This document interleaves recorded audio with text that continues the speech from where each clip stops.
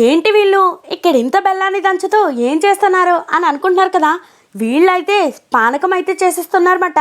మా చిరుతపుడి గ్రామ దేవత శ్రీ ఉనువులమ్మ తల్లి అమ్మవారి జాతరకైతే ముందుగా చలివిడి పానకం అయితే చేసి ఊరంతా ప్రసాదంలాగా అయితే పనిచేస్తారు.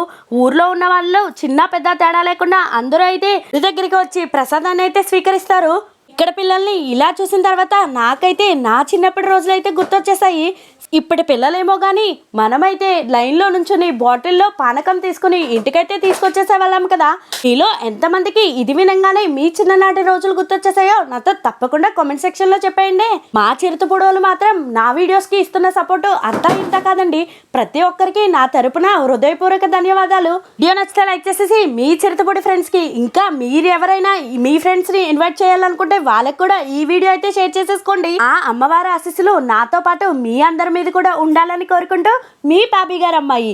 ముందు ఇంట్రెస్టింగ్ కంటెంట్ మిస్ అవ్వకుండా ఉండాలంటే బాబీ గారు అమ్మాయి యూట్యూబ్ ఛానల్ సబ్స్క్రైబ్ చేసేసుకుని ఇన్స్టాలో బాబీ గారు అమ్మాయి పేజ్ని అయితే ఫాలో కొట్టండి.